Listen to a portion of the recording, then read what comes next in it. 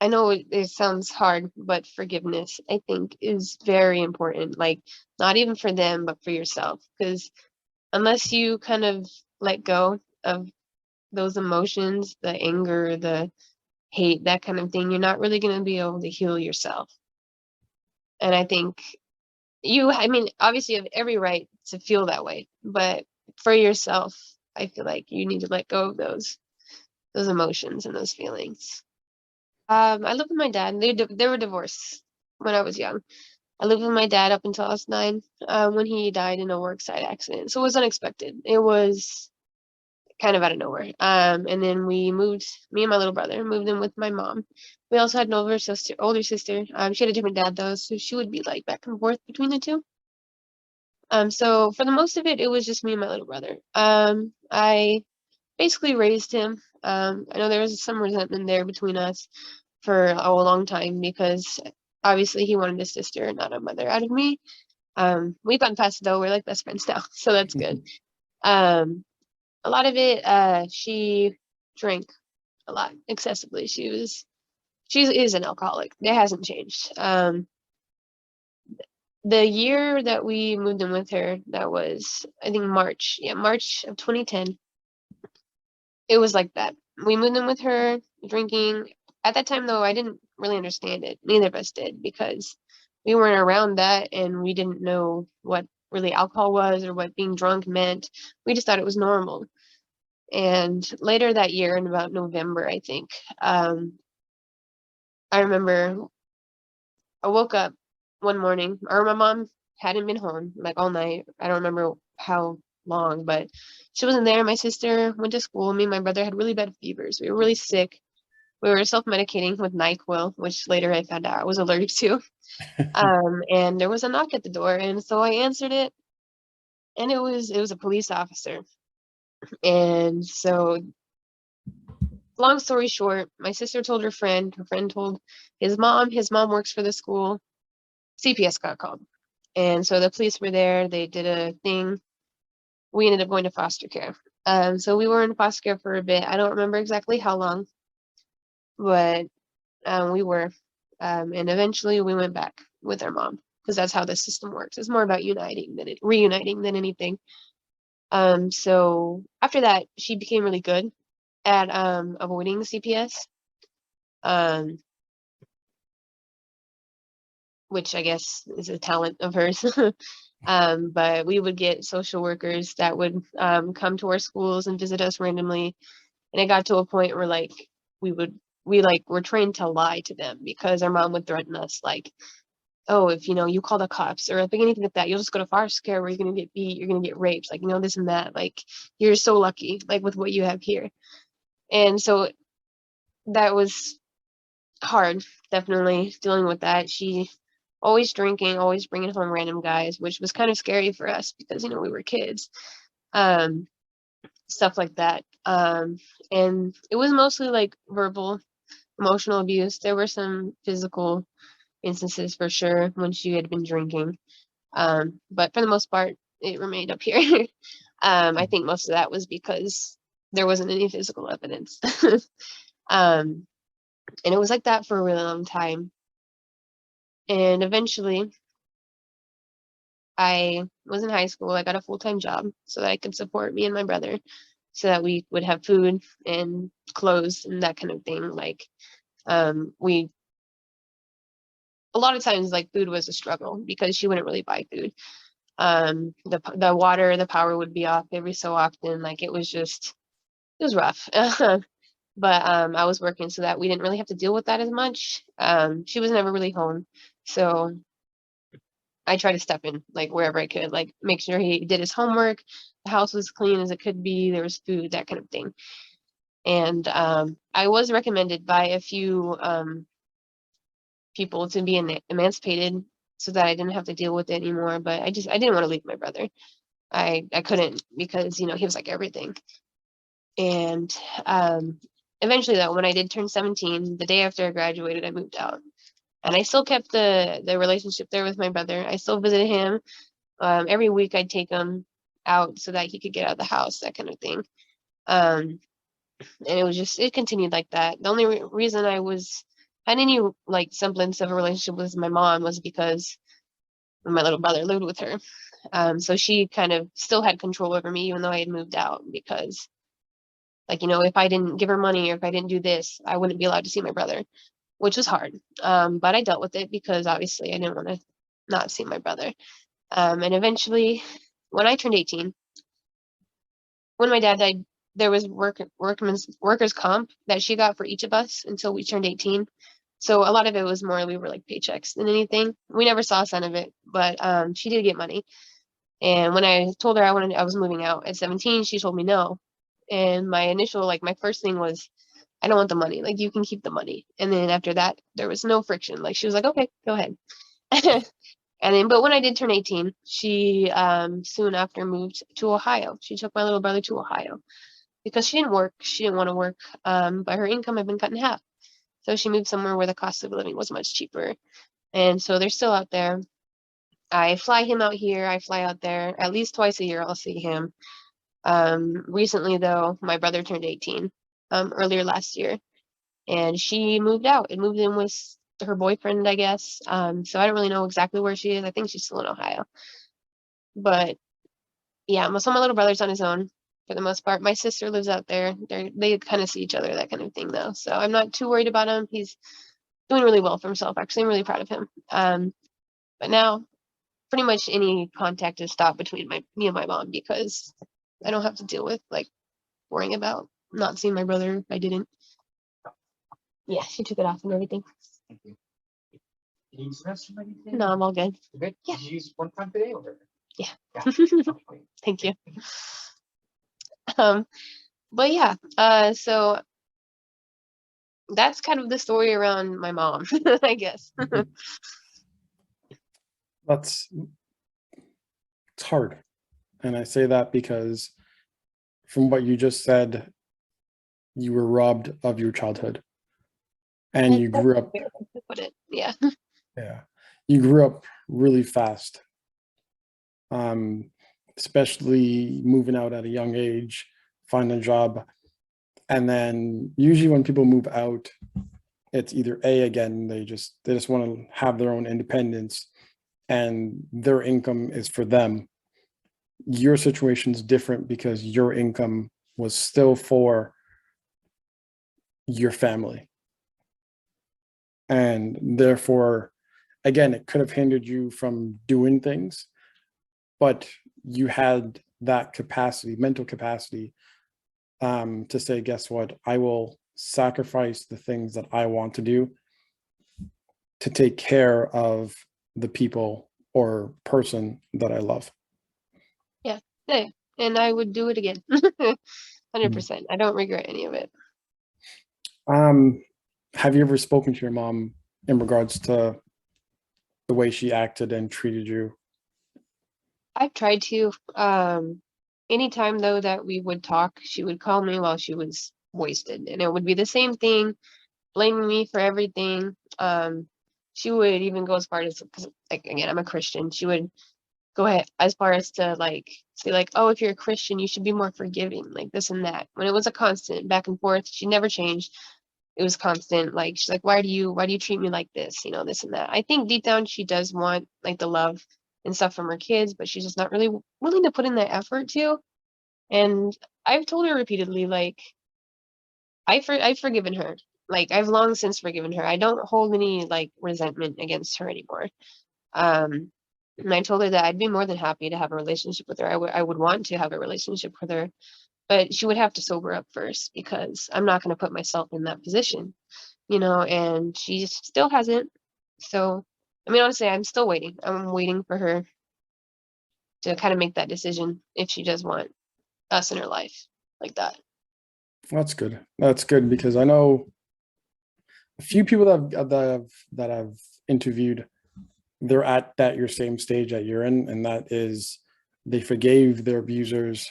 Well, they forgave their family members for what they did, and they want to build the relationship with them. However, it seems like there's a lot of pushback from the family members versus the victim of their abuse.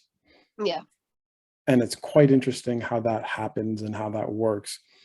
Again, it could just be the fact that I've always had this mental picture because one of my guests put it in my head every single time I talk about abuse or any type of mental health is that, guess what?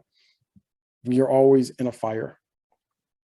And the only way you can get out of the fire is one, accepting that you're in a fire.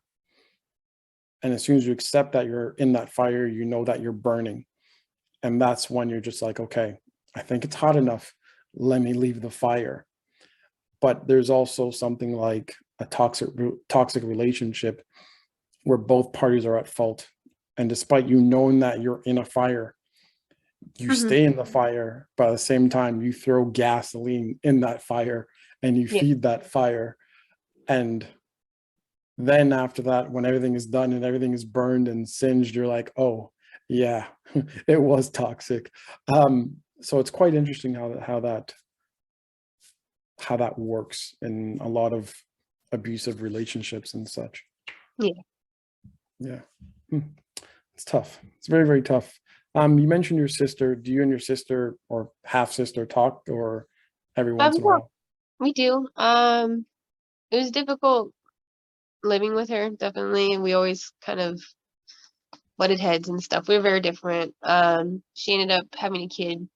She was 18. And she lives in Ohio, which is actually completely separate from my mom living out there. But she also lives out there. So luckily my brother does have that with her kid. And I do talk to her more now than I did before. We're closer now. But it's a different relationship than with my brother, obviously, because of everything.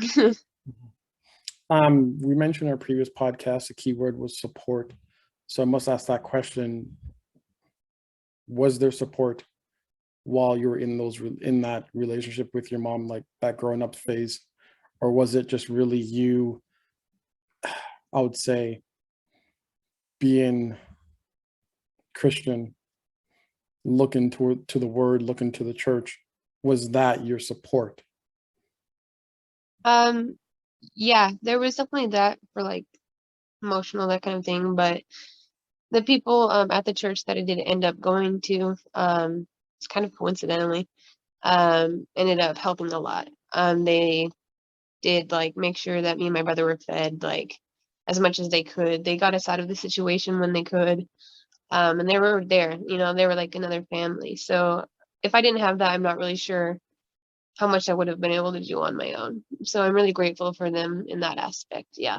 And I know they tried really hard. I know they called CPS on a number of occasions, like trying to get us out of it, but it was just never successful. Mhm.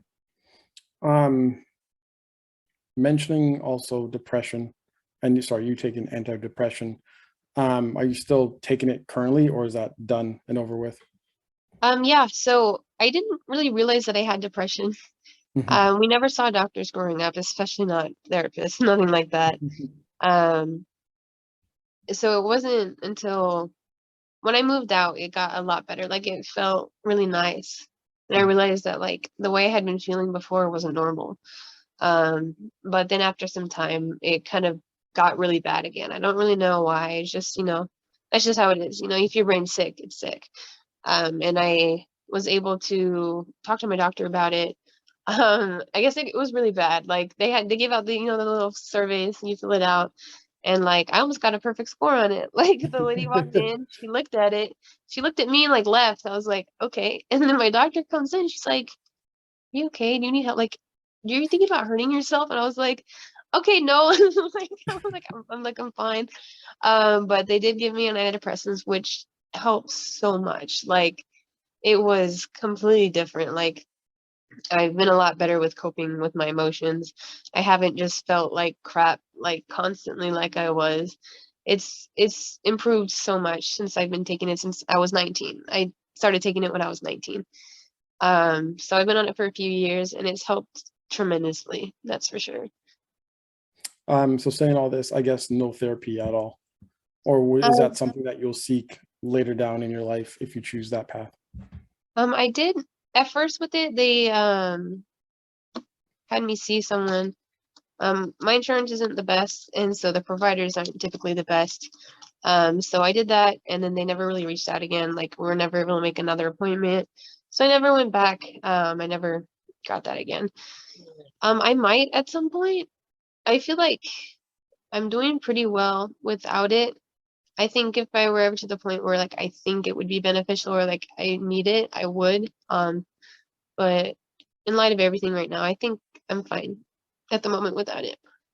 That's good. That's really good. You mentioned one thing that I've never heard anyone say this before, and I have a few podcasts or videos that I've done. You said if you could do it again, you would do it all over again. So would you do it exactly the same way, or would you change anything? Um, so I'd say in that respect, my only regret that I have is that I wasn't there for my brother enough. Which, I mean, based on what I've said, maybe it doesn't sound like the case, but I did in fact like escape a lot on my own. Mhm. Like, I would like go over to these people's houses, like I would get away, like I'd be gone and I would leave him there. Which, I mean, I don't like blame myself for it, like, because like obviously I needed to get out of there too. But I feel like I would want to have been there for him more, at least try to get him out of it more than just me myself. Because I feel like I did leave him alone more often than I would have liked to, in hindsight. Gotcha. Which it makes sense on both sides. And I've always say this in life, you always have to look out for you to help anyone else. You always have to make sure that you are good. Yeah. So I think when you took that escape for yourself, it was you recharging. Therefore, you could gain that strength again to go back and help your brother out in those situations. I honestly believe that if you didn't take that time for yourself, your runaways, whether it's sleeping over at a friend's house, grabbing a hotel, whatever it might be, I think if you didn't do that, you might be worse off. Or you couldn't, or it's possible that you wouldn't have had a clear mind going into situations that you have to face and make those right decisions. So my advice for you, do not have that burden on yourself, because at the end of the day, things turned out well. Okay. Okay. Okay, that's a fair point. I'll take that Yes. to heart Okay. a little bit. All right. Yeah. And I appreciate that. Okay. So don't you seem like you're hard on yourself on that. Don't be hard on yourself on that, because again, situation turned out fine, right? You guys are both alive. Whether your brother is by himself, he's doing well. Despite you being in that lovely, I'll say bed 3000 over there, you're you're fine. Like the sun is shining, you're good. You're good. So Yeah. don't burden yourself on all that stuff. Yeah, like say example, you do wish maybe that you won the lottery back then. And I'm pretty sure in those situations you spent probably $100 every day just hoping to win the lottery and get rich and grab your brother and be like, let's go, we're gonna live here on this magical island and away from everything and so on and so forth. But everything's okay. Everything is okay. Okay. Besides that, what would you say to anyone else that might be or will be listening to this that have, I'll say, an abusive parent or even abusive relationship? Because I would say they're both similar, because at the end of the day, abuse is abuse. If you're not at some point not feeling like you should be in a situation that you're in, and you are being treated less than a human being, and your self is being taken away, whether it's from a parent, a sibling, a friend, a spouse, whoever it might be, abuse is abuse. So what would you say to those people? I guess well, it depends. For those who are in the midst of it, definitely get out. Like, I know it's easier said than done, but find support, like you're saying. Find people who can help you, like, get out of it. I know it's really scary. I know it's hard, but like once it's all over, it's so worthwhile. It's a lot better that way for sure. And then I guess once you're out of it, I know it sounds hard, but forgiveness, I think, is very important. Like, not even for them, but for yourself. Because unless you kind of let go of those emotions, the anger, the hate, that kind of thing, you're not really going to be able to heal yourself. And I think I mean, obviously you have every right to feel that way, but for yourself, I feel like you need to let go of those emotions and those feelings.